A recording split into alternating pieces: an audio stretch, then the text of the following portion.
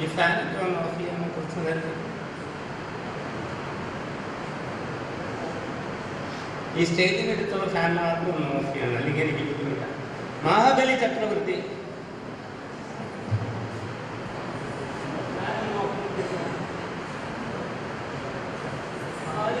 പറന്നു പോകുന്നു. കാരണം മഹാബലി ചക്രവർത്തി അങ്ങനെ കാട്ടിലൊന്നും പറന്നു പോകില്ല. അസുര ചക്രവർത്തിയാണ്, അതിപുരുഷമാണ്.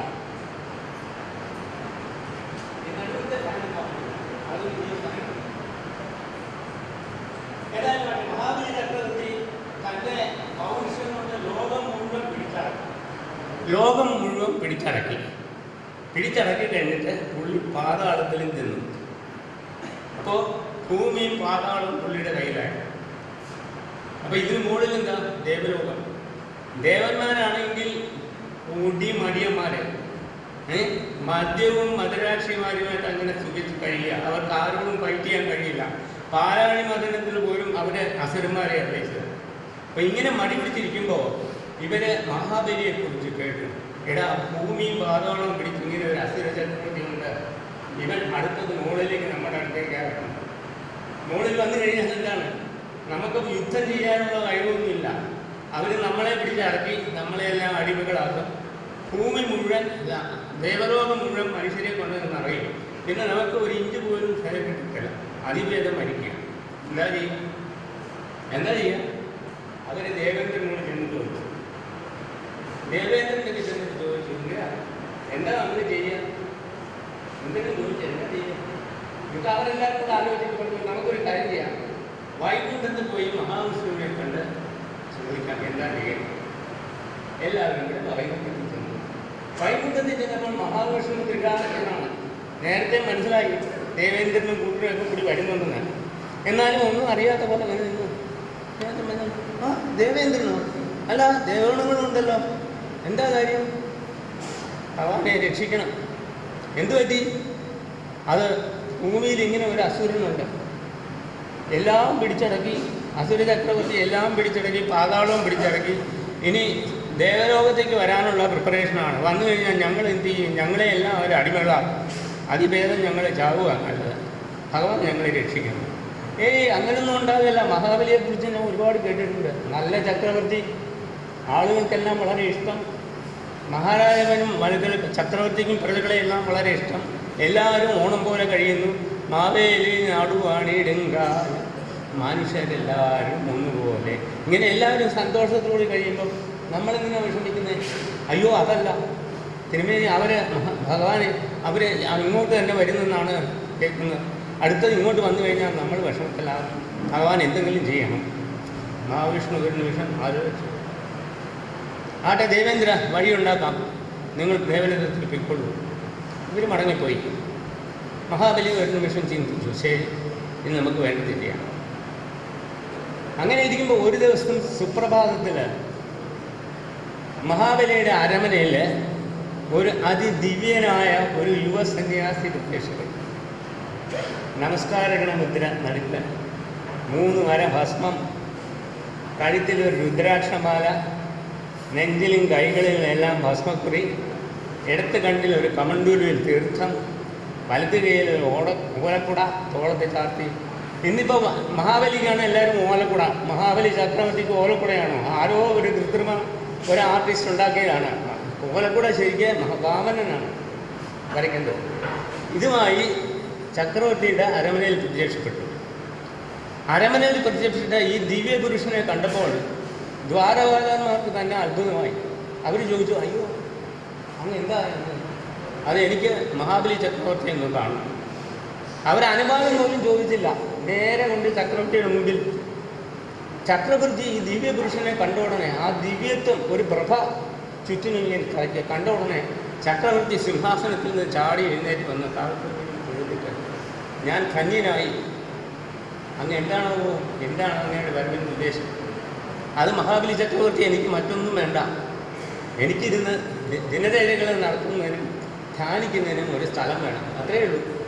ഓ, അതിനാണോ പ്രയാസം? എൻ്റെ കൊട്ടാരത്തിൻ്റെ ഒരു ഭാഗം നിങ്ങൾക്ക് തരാം. അതൊന്നും വേണ്ട. ഞാൻ എല്ലാ ലൗകിക സുഖങ്ങളും ഉപേക്ഷിച്ച ആളാണ്, ഒരു യോഗിയാണ്. എനിക്കിരുന്ന് പ്രാർത്ഥിക്കാനും ദിനചര്യകൾ ചെയ്യാനും ഒരു ചെറിയ സ്ഥലത്തിൻ്റെ ആവശ്യമില്ല. ശരി, അങ്ങനെയാണെങ്കിൽ ഞാൻ അതൊരു കുടിലുണ്ടാക്കി തരാം. വേണ്ട, എനിക്കങ്ങ് ഒരു കാര്യം ചെയ്താൽ മതി. ഒരു 3 അടി ഭൂമി എൻ്റെ കാലിലാണെന്ന് അത് ദാനം ചെയ്താൽ മതി എന്ന് പറഞ്ഞു. ചക്രവർത്തിക്ക് അത്ഭുതമായി. എടാ, ദിനചര്യകൾ നടത്താനും ഭരിക്കാനും കാലിന് 3 അടി ഭൂമി അളന്നു കൊടുത്താൽ മതിയാകും. അത് മതി, അങ്ങ് വിഷമിക്കണ്ട. അപ്പോൾ അങ്ങക്ക് ഇഷ്ടമുള്ളിടത്തേക്ക് അളന്നെടുത്തുള്ളൂ എന്ന് പറഞ്ഞു. അത് പറ്റില്ല, ദാനം ചെയ്യണം. ശരി, അങ്ങനെ ആയിക്കോട്ടെ. അപ്പോൾ മഹാബലി പറഞ്ഞു, കാലിന് 3 അടി ഭൂമിയാണ് ഞാൻ എടുക്കും. അത് എടുത്ത് തന്നതായിട്ട് അങ്ങ് വാക്ക് പാലിക്കുന്ന ആളും ധർമ്മിഷ്ഠനുമാണെന്ന് ഞാൻ ഒരുപാട് കേട്ടിട്ടുണ്ട്. ഈ 3 അടി ഭൂമി ഞാൻ അങ്ങേക്ക് ദാനം ചെയ്യുന്നു എന്ന് ഈ ദീർഘമൊഴിച്ച് ദാനക്രിയ നടത്തി. ദാനക്രിയ നടത്തി പാദത്തിൽ നമസ്കരിച്ചിട്ട് മഹാബലി ചക്രവർത്തി പൊങ്ങിയപ്പോൾ എന്താ കണ്ടത്? വാമനൻ നിന്ന സ്ഥലത്ത് ആകാശം മുട്ടയുള്ളൊരു ഹിമാകാരം ആൾ നിൽക്കുന്നു. തല എവിടാണെന്ന് കാണാൻ വയ്യ. കാലിൻ്റെ ചെറുവരിൽ ഒരു പർവ്വതം പോലെ. മഹാബലി ചക്രവർത്തി ചെറിയൊരു ഉള്ളിൻ്റെ സൈസ്.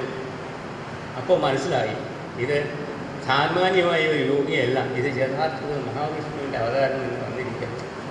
മഹാവിഷ്ണു കാൽക്കൽ വീടുന്നു. അപ്പോൾ ദാനം ചെയ്ത ഭൂമിയല്ലേ, അളന്നെടുത്ത് കളയാമെന്ന് പറഞ്ഞാൽ ഇദ്ദേഹം ശരീരത്തിൽ തറയിൽ ഉറപ്പിച്ചിട്ട് വലത്തുകാലിൽ വെച്ചിട്ട് 1 അടി ഭൂമി അളന്നു. അപ്പോൾ ഭൂമിയുടെ പകുതി തീർന്നു.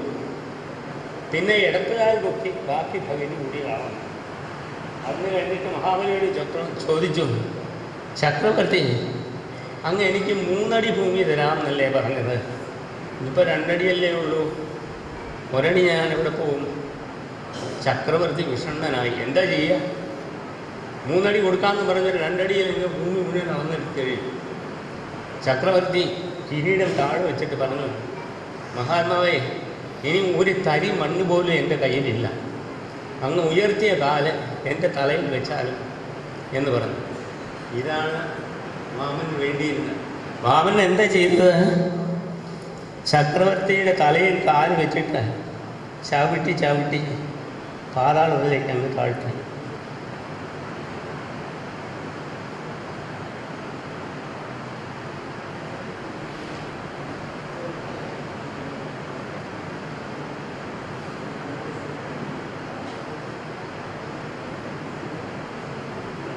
പാതാളത്തിലേക്ക് അങ്ങ് താഴ്ത്തി. അവർ എവിടെ പോയി? പാതാളത്തിലേക്ക് പോകുന്നതിന് മുമ്പ് ഭഗവാൻ പഴയ വാമന രൂപം കൈക്കൊണ്ടിട്ട് പറഞ്ഞു, മഹാബലി, അങ്ങ് വാക്ക് പാലിക്കുന്ന ആളാണ്. ഒരു കാര്യം ഓർമ്മ വേണം, ഒരിക്കലും തിരിച്ച് ഭൂമിയിലേക്ക് വരാൻ പാടില്ല. ഈ ഭൂമി എൻ്റേതാണ്. അങ്ങ് പാതാളത്തിൽ തന്നെ ഇരുന്നു കൊള്ളണം. പാതാളത്തിലേക്ക് പോകുന്നതിന് മുമ്പ് മഹാബലി പറഞ്ഞു, അല്ലയോ മഹാത്മാവേ, എനിക്ക് ഒരു വരം തന്നെ. ഞാൻ എൻ്റെ പ്രജകളെയും കുടുംബത്തെയും രാജ്യത്തെയും എല്ലാം വിട്ടിട്ട് പോവുകയാണ്. അതുകൊണ്ട് ഒരിക്കലെങ്കിലും എനിക്ക് അവരെ വന്ന് കാണാനുള്ള ഒരു അനുവാദം തരണം. മഹാബലി വാമന് പറഞ്ഞു, ശരി, അങ്ങനെ ആയിക്കോട്ടെ. അങ്ങ് എല്ലാ വർഷവും ചിങ്ങമാസം തിരുവോണ ദിവസം പാതാളത്തിൻ്റെ വാതിൽ തുറന്നുകൊണ്ട് അതിരാവിലെ ഭൂമിയിലേക്ക് വന്നുകൊള്ളു. വരുമ്പോൾ എല്ലാ വീടുകളിലും ആനയും അമ്പാരിയും കൊട്ടും കുരവയുമായി അങ്ങയെ സ്വീകരിച്ചുകൊള്ളും. അതല്ലാതെ ഒരു ദിവസം പോലും ഇത് എൻ്റെ ഭൂമിയാണ്, ഇവിടെ കടന്നു വരാൻ പാടില്ല. അത് ഓർമ്മ വേണം. അതീവ ദുഃഖിതനായി ചക്രവർത്തിയായിരുന്ന മഹാബലി നമ്രശിരസ്കനായി ഹൃദയവേദനയോടുകൂടി കണ്ണുനീരോടുകൂടി നടന്ന് പാവം സ്വപ്രവേശി പാതാളത്തിലേക്ക് പോയി മടങ്ങി.